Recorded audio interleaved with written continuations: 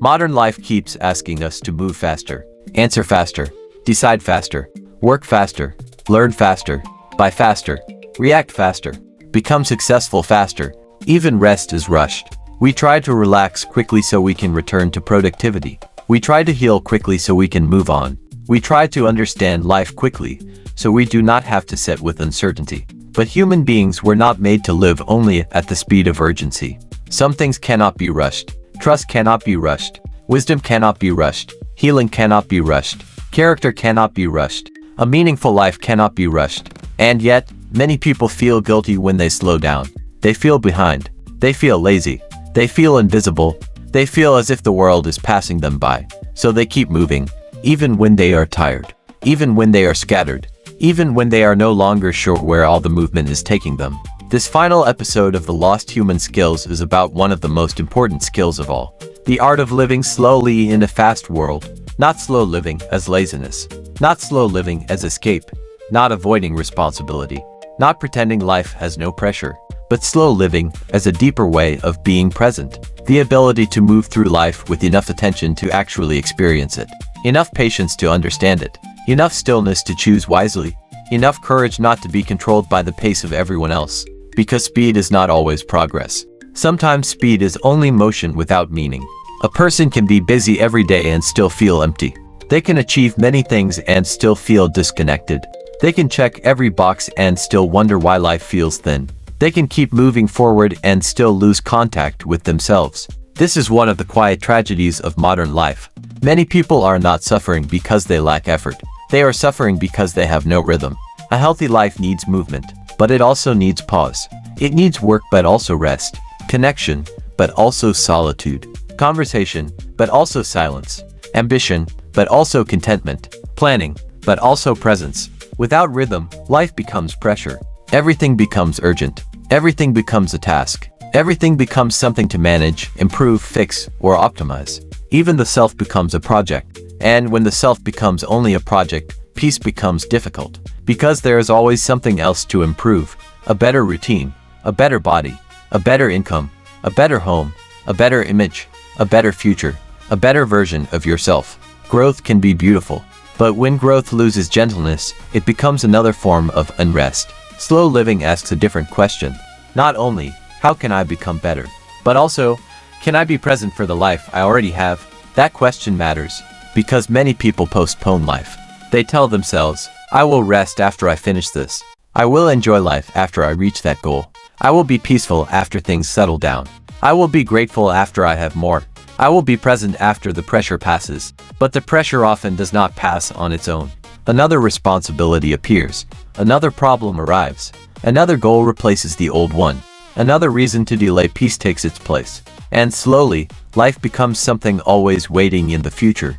But a life only lived later is a life partially missed. Slow living is the refusal to miss your life while trying to improve it. It is the practice of returning to the present without abandoning responsibility. It says, this moment matters too. The meal matters. The conversation matters. The walk matters. The ordinary morning matters. The quiet evening matters. The person in front of you matters. The breath you are taking now matters. Not because every moment is dramatic, but because every life is made of ordinary moments. If we are absent from the ordinary, we are absent from most of life. This is why slow living is not about doing less for the sake of doing less. It is about doing what matters with more presence. You can work hard and still live more slowly. You can be responsible and still protect your peace. You can plan for the future and still return to the present. You can care deeply without being controlled by every urgency. Slow living begins when we stop worshipping speed. Because speed has become a kind of modern status. Busy people seem important. Fast people seem capable. Overloaded people seem needed. Constantly productive people seem admirable. But what if some of that admiration is misplaced? What if a person who knows how to protect peace is not falling behind? What if they are preserving something many others are losing? What if the ability to live with rhythm is not weakness, but wisdom? There is a quiet strength in not being pulled by every urgency. There is strength in saying no, strength in resting before collapse, strength in listening instead of rushing, strength in choosing depth over constant activity, strength in refusing to let the world decide the speed of your soul. Because not everything urgent is important, and not everything important is urgent. Some of the most important things in life arrive quietly. A child wanting attention, a partner needing presence, a friend needing a real conversation, a body asking for rest, a thought asking to be examined, a moment of beauty asking to be noticed, a decision asking for patience. If we are always rushing, we may miss these invitations. Then later, we wonder why life feels disconnected, but perhaps life was inviting us all along. We were just moving too fast to answer. This series began with reflection, the lost art of stopping long enough to see ourselves honestly. Then patience, the ability to wait without becoming bitter or restless. Then listening, the skill of hearing another person beyond our own assumptions. Then solitude, the ability to be alone without escaping ourselves. Then rest, the courage to stop without guilt. Then deep thinking, the discipline of staying with a question long enough for wisdom to form. Then meaningful conversation, the art of meeting another human being through words. Then attention, the doorway to presence, love, and clarity. Then understanding before reaction, the space between emotion and wisdom. And now, slow living brings them all together.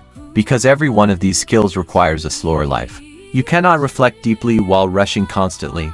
You cannot listen well while distracted. You cannot rest honestly while worshipping productivity. You cannot think deeply while consuming endlessly.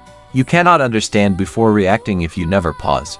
You cannot build meaningful relationships if you are never fully present. Slow living is the soil where the other human skills can grow. Without it, they remain ideas. With it, they become practice. But this does not mean we must reject modern life completely. We do not need to throw away every device, move to the mountains, abandon responsibilities, or pretend the past was perfect. That is not the point. The point is to live consciously inside the modern world instead of being carried by it unconsciously. Use technology, but do not let it own your attention. Work hard, but do not let work consume your identity. Plan for the future, but do not abandon the present. Stay informed, but do not feed constantly on anxiety. Grow, but do not despise yourself in the process. This is balance.